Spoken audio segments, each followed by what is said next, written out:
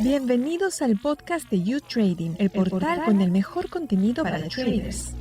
Bienvenidos a nuestro podcast La Esquina del Trader. Soy Catalina Velázquez, quien los acompaña en esta temporada, y en este nuevo episodio hablaremos sobre qué desafíos le esperan en temas económicos, políticos y de seguridad al presidente electo del Ecuador, Daniel Noboa.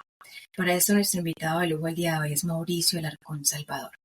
Mauricio es el director ejecutivo de la Fundación Ciudadanía y Desarrollo, capítulo de Transparencia Internacional en Ecuador, abogado y máster en Dirección y Gestión Pública, así como en Acción Política, Fortalecimiento Institucional y Participación Ciudadana en el Estado de Derecho. Fue miembro suplente de la Asamblea Nacional Constituyente del Ecuador y asesor constitucional en el Consejo de Participación Ciudadana. ¿Cómo estás, Mauricio? Qué gusto, Catalina. Muchas gracias por la invitación y pues un saludo a los seguidores de la Esquina del Trader. Muchas gracias a ti por aceptarla. Mauricio, vamos a hablar un poco de los desafíos económicos que va a vivir el presidente electo y cuáles considera que son los principales desafíos que él va a enfrentar al asumir la presidencia. Partamos, Catalina, de señalar que económicamente Ecuador atraviesa momentos difíciles y precisamente los retos van en esta línea. Por un lado, ordenar las finanzas públicas, reducir el déficit fiscal, lograr una mejor economía al interior del Estado y por otro, abrir camino para la generación de oportunidades para los ecuatorianos, pues la economía personal, la economía ciudadana, también atraviesa momentos críticos debido a la falta de empleo y de oportunidades, problemas incluso vinculados a estos, algunos sobre el sistema de seguridad social, que también deberán ser atendidos de manera urgente, y te diría que son retos grandes, son situaciones críticas que no serán solucionadas en su totalidad en los 18 meses que tendrá de gobierno, pero que sí permitirá este tiempo tener acciones encaminadas a una solución definitiva, diría yo, al mediano y largo plazo. Claro que sí, sobre todo por los retos que vive el mundo entero en este momento con temas inflacionarios, creo que también se le va a dificultar un poco. Sin duda, sin duda. Y sabemos que, aunque muchos quieran negarlo, la influencia de elementos externos sobre los cuales un país como Ecuador difícilmente tendrá control, también tienen que ser considerados al momento de tomar decisiones. Claro que sí. ¿Qué medidas podría tomar para promover la inversión extranjera y nacional en los sectores claves de la economía del Ecuador? Catalina, creo que la respuesta es bastante simple para un país como Ecuador. No necesita complicarse en cuestiones técnicas, sino en cuestiones básicas. Si no hay inversión nacional y extranjera en Ecuador, a pesar de que muchas veces se la anuncia, es por la inseguridad jurídica y la inestabilidad tributaria. Si a un inversionista tú le llamas, le presentas del país, y su escenario es con unas normas y con unos tributos que en cuestión de pocos meses van a cambiar, te lo piensas bien. O sea, yo invierto en un país que me da algo de seguridad, donde hay Estado de Total. Derecho, donde mandan las leyes, donde mandan las instituciones, no las personas. Así es que la Exacto. medida que debe promover Daniel Noboa de manera urgente es la seguridad jurídica y la estabilidad tributaria. Eso Y llama sobre todo, a la inversión, ¿sí? claro que sí, y sobre todo con los países vecinos en temas políticos, que lo que estamos viendo ahora es un poco complejo, ¿verdad? Sin duda, y mira que aunque muchos quieran decir que la situación de inseguridad es la que distrae a los inversionistas de pensar en Ecuador, Colombia vive una situación de inseguridad, Perú también la vive, quizá no tan profunda como la nuestra, o no lo sé, pero Colombia y Perú tienen mayor seguridad jurídica, mayor estabilidad tributaria, mejores condiciones para que el inversionista que trae $1 hoy tenga la seguridad de que el día de mañana no se va a convertir en cualquier cosa. Exactamente. ¿Cuál es la visión sobre la inclusión financiera y la reducción de la pobreza en Ecuador? Mira, acá partamos del hecho de que hay serios problemas de inclusión financiera. Si topamos algunos temas vinculados, por ejemplo, al nivel de bancarización en ciertos sectores rurales, tendremos la respuesta a esta pregunta.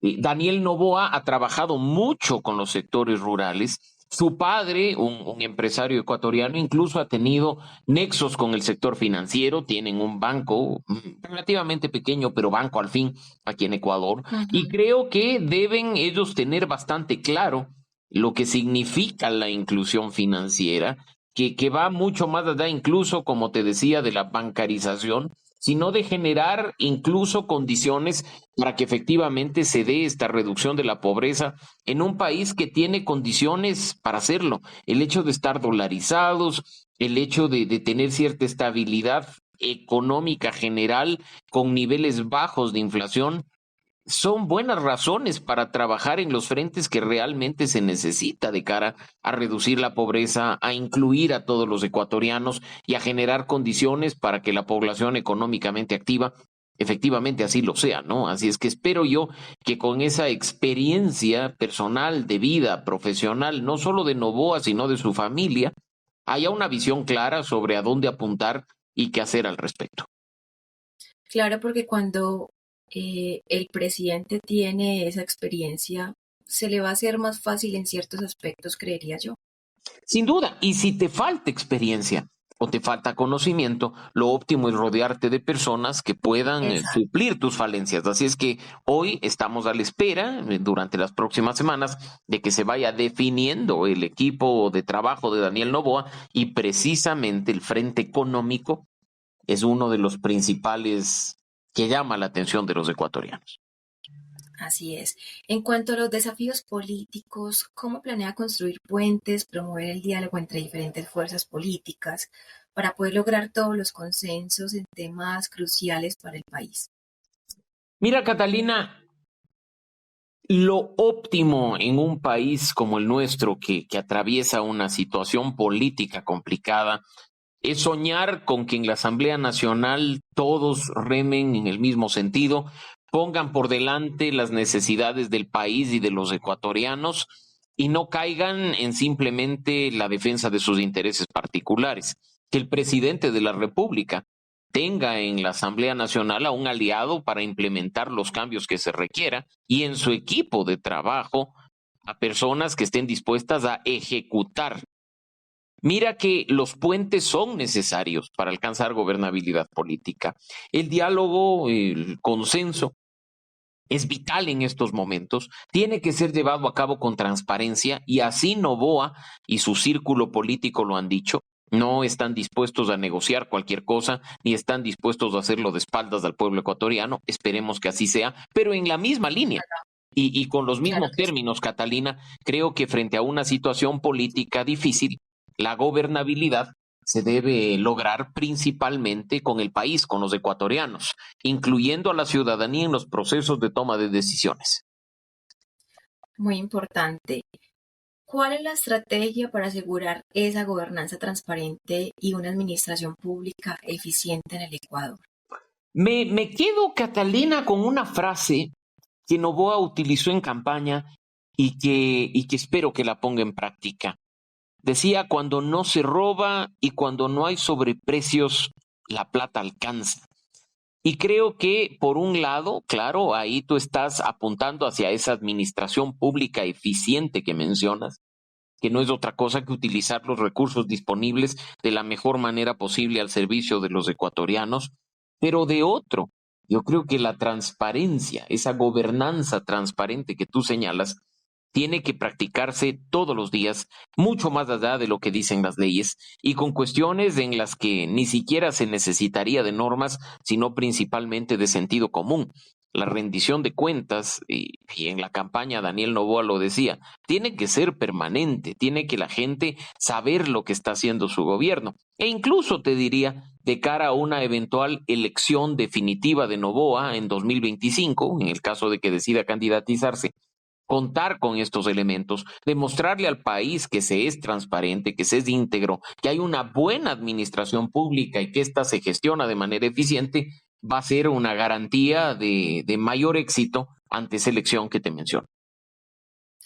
Esa frase yo creo que más acertada no puede ser desde que primen más los intereses de ustedes como pueblo que ellos como personas ante ustedes. Yo creo que sería la mejor administración que podrían tener. Efectivamente. ¿Qué medidas tomarían para garantizar el respeto los derechos humanos y el fortalecimiento de las instituciones democráticas en el Ecuador? Es increíble, Catalina, y gracias por la pregunta. Que las respuestas a estos temas tan duros y tan complicados sean bastante sencillas y espero que nuestra audiencia no las tome por simplonas. Pero bastaría, como él ya lo ha dicho, con respetar la independencia de las funciones del Estado para dar un paso serio y decisivo a lo que significa el fortalecimiento de la institucionalidad. Durante los últimos años hemos visto presidentes que quieren intervenir en la justicia, que quieren intervenir en el legislativo, que quieren imponerse sobre pretexto de que el presidente es jefe de Estado y jefe de todas las funciones. Fortalecer las instituciones empieza por las acciones del presidente de la República y creo que eso es fundamental. Y de otro lado, si hablamos de respeto a los derechos y libertades fundamentales, el punto de partida es comprender que el rol que debe jugar el Estado es el de garante de estos derechos fundamentales, no interventor, no imposiciones al respecto de cómo se tiene que ejercerlos o quién los tiene y quién no.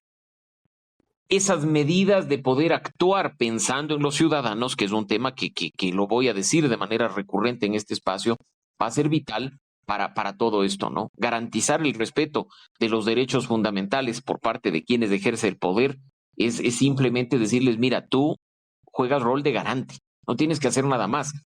Respeta la crítica, respeta la Exacto. libertad de expresión. Y con esas acciones, como te digo, simples, se puede lograr un buen resultado. Es que en lo simple está la respuesta, sobre todo en este momento que vimos tantas cosas complicadas en el mundo entero, creo yo. Sin duda. Y me alegra coincidir contigo, Catalina, en eso, porque muchas veces tenemos la solución frente a nuestras narices Sí, es y cierto. nos gusta complicarnos y nos gusta tratar de darle 100,000 vueltas para llegar al punto de resolución. Y lo cierto es que bastaría con empezar cuestiones muy básicas para lograr resultados, incluso te diría en menor tiempo. Así es. En cuanto a los desafíos de seguridad, ¿cuáles son sus estrategias para abordar los desafíos con la seguridad interna y garantizar la protección de los ciudadanos?